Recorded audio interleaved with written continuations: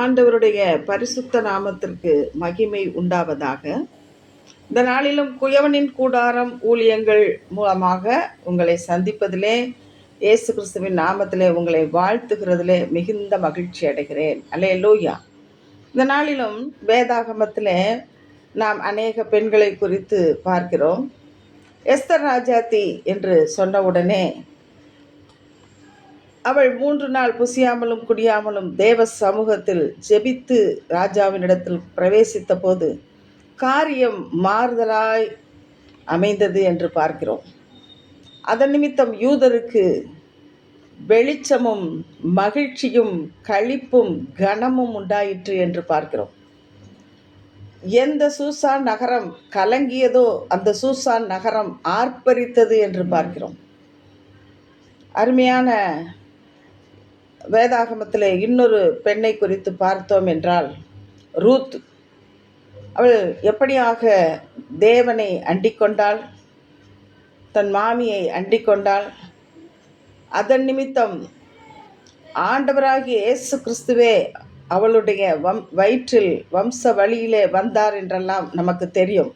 இப்படி வேதாகமத்திலே எத்தனையோ பெண்களை குறித்து நாம் பெயரை சொல்லும் போதே இப்படிப்பட்ட காரியங்கள். மரியாள் என்ற உடனே இயேசு கிறிஸ்து அவர் மேசியாவை பிறப்பித்த ஒரு தாய், கனத்துக்குரியவர்கள், ஸ்ரீகளுக்குள் அவர்கள் ஆசீர்வதிக்கப்பட்டவர்கள் என்று நாம் பார்க்கிறோம்.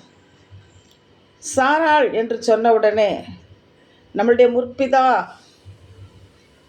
அவர்களுடைய மனைவி நமக்கெல்லாம் தாயானவள் என்று பார்க்கிறோம். இப்படி ஒவ்வொரு பெண்களை குறித்தும் மேன்மையான காரியங்களை நாம் பார்க்கிறோம். ஆனால் வேதத்தில் பச்சைபாலை குறித்து நாம் சொல்லும்போது நமக்கு என்ன தோன்றும்? அவள் தாவீதுக்கு மனைவி, ஆனால் அதற்கு முன்பாக உரியாவின் மனைவி. தாவீது கூப்பிட்டவுடனே அவள் போய்விட்டாள். அதன் நிமித்தம் கர்ப்பம் தரிக்கிறாள். உரியாவை கொன்றவுடனே கூப்பிட்டு ஆள் அனுப்பி கூப்பிட்டவுடனே அரண்மனைக்கு சென்று ராணியாகிவிட்டாள் என்று சொல்லிதான் நமக்கு பல காரியங்கள் நம் மனதிலே தோன்றும். கிறிஸ்துவுக்குள் பிரியமானவர்களே, இந்த பச்சைபாலை குறித்து நாம் பார்த்தோம் என்றால் அவள் ராஜா கூப்பிட்டவுடனே அவள் போகிறாள். ஏன் போகிறாள்? ராஜாவினிடத்திலே அவளுடைய தாத்தா அகித்தோப்பேல் ஆலோசனைக்காரனாக இருக்கிறார். அவருடைய அப்பா எலியாம் தாவீதினுடைய பராக்கிரமசாலிகளிலே ஒருவன். கணவனாகிய உரியா அவன் தாவீதின் பராக்கிரமசாலிகளிலே ஒருவன். அவனுடைய சகோதரன் மாகீர், அவன் தாவீதுக்கு ஆபத்து காலத்தில் உணவுகளை கொண்டு போய் கொடுத்து தாவீதை நேசித்தவன். இப்படி ராஜாவாகிய தாவீதுக்கு நம் குடும்பமே மிக முக்கியமான குடும்பம். ராஜா யார்? நம் ராஜா, நம்முடைய ராஜா கூப்பிடுகிறார் என சொல்லி அவள் புறப்பட்டு போகிறாள். அங்கே தவறு நடக்கிறது. ராஜா கூப்பிடும்போது எந்த ஒரு தடையும் சொல்ல முடியாது. ஏனென்றால் அவன் ராஜா. அவள் அங்கே நடந்த தவறு நிமித்தம் கர்ப்பத்தை சுமக்க வேண்டிய ஒரு சூழ்நிலை. ஆள் அனுப்பி சொல்லிவிடுகிறாள். அடுத்து உரியாவை அவன் எப்படி கொலை செய்கிறான் என்பதெல்லாம் நமக்கு தெரியும். மீண்டுமாக 7 நாள் துக்கம் அனுசரித்த பின்பு அவளை ஆள் அனுப்பி அழைத்தவுடனே அங்கே அரண்மனைக்கு போகிறாள். அவள் கர்ப்பத்தின் கனி, அது அந்த பிறந்த குழந்தை மரித்து விடுகிறது. அவளுக்கு எவ்வளவு துக்கம் இருக்கும், துயரம் இருக்கும். ஊராரெல்லாம் என்ன பேசியிருப்பார்கள்? இவள் இப்படி மோசமான ஒரு ஸ்ரீ என்று சொல்லியிருக்கலாம்.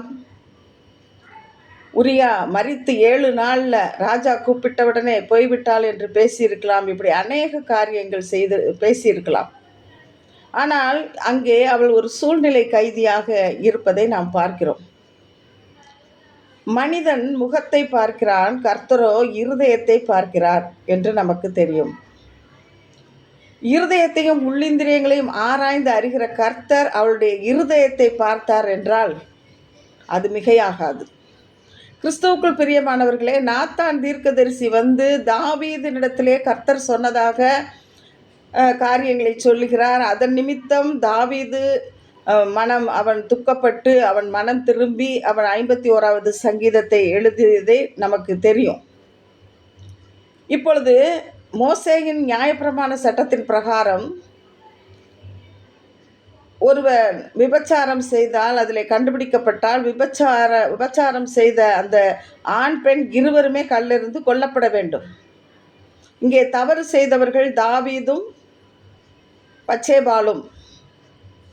ஆனால் நாத்தான்வேல் தீர்க்கதரிசி வந்து கண்டித்து கர்த்தர் இப்படி சொல்லுகிறார் என்று, கர்த்தர் யாரை கண்டித்தார் என்றால் தாவீதை தான் கண்டித்தார் என்று அங்கே பார்க்கிறோம். கண்டிக்க வேண்டும் என்றால் இருவரையுமே கண்டிக்க வேண்டும். ஏன் பத்சேபாளை கண்டிக்கவில்லை?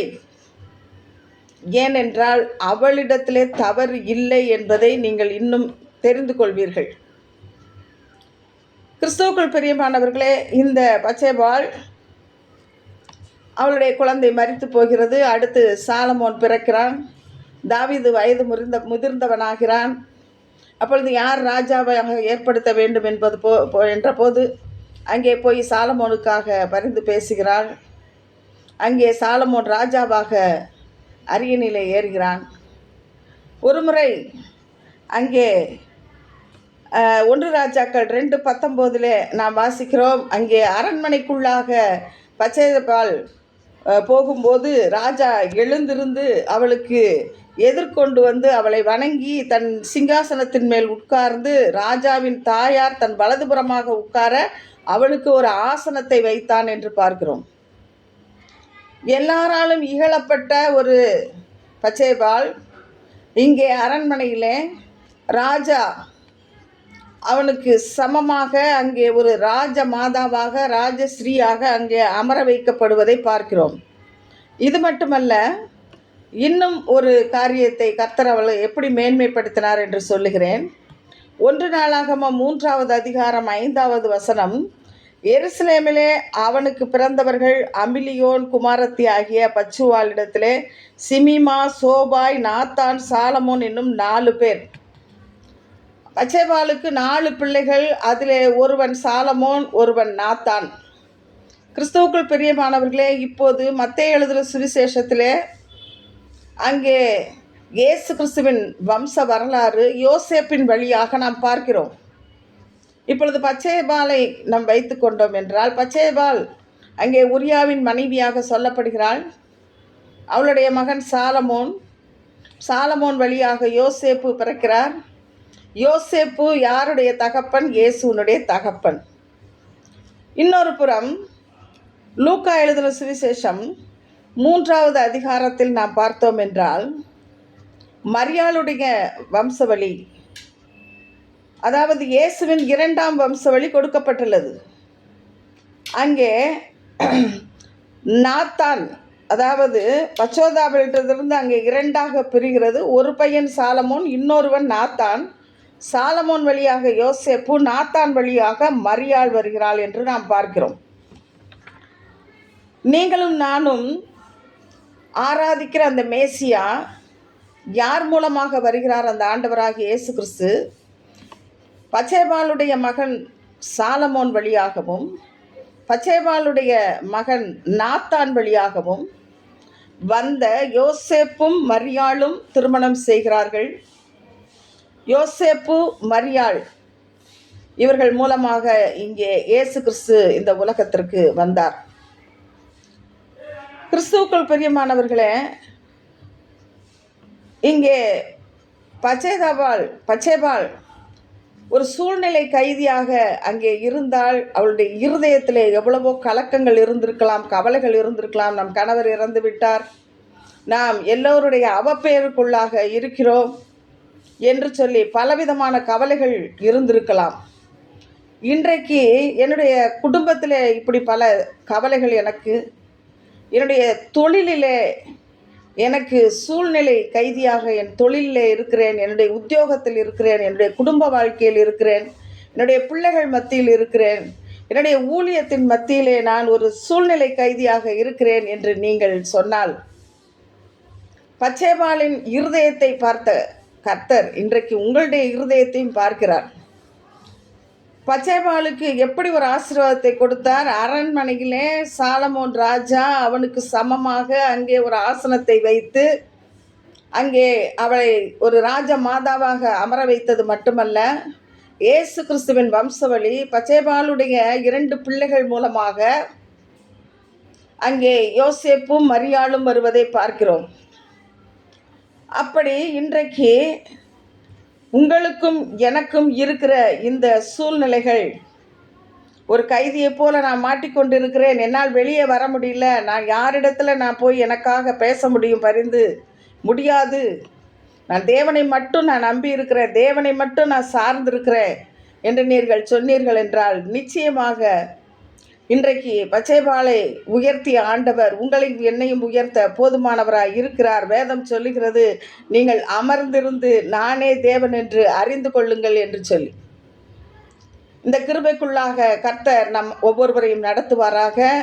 கண்களை மூடுவோம், பரிசுத்தமான தேவனை நோக்கி பார்ப்போம். உன்னதங்களில் வாசமாய் இருக்கிற எங்கள் நல்ல ஆண்டவரே, இந்த நாளிலும் கூட சூழ்நிலை கைதி போல எங்கள் வாழ்க்கையில் பச்சைபாலை போல பல சூழ்நிலைகளை நாங்கள் கடந்து வந்து கொண்டிருக்கிறோம். வேதத்தில் பார்க்கிறோம், எவ்வளவு பெரிய ஆசீர்வாதத்தை பச்சைபாலுக்கு கொடுத்தீர். அந்த ஆசீர்வாதத்தை எங்களுக்கும் கொடுக்க நாங்கள் அமர்ந்திருக்கிறோம். நீரே தேவன் என்று நாங்கள் அமர்ந்திருந்து அறிந்து கொண்டு ஜபத்தோடு காத்திருக்கிற வேளையிலே எங்களுடைய வாழ்க்கையிலும் இப்படிப்பட்ட கிரியைகளை செய்ய நீர் போதுமானவராய் இருக்கிறீரப்பா. உம்முடைய அன்பின் கரத்தில் எங்களை தாழ்த்துகிறோம், இயேசுவின் மூலம் பிதாவே, ஆமேன். அல்லேலூயா. God bless you. கர்த்தர் உங்களை ஆசீர்வதிப்பாராக.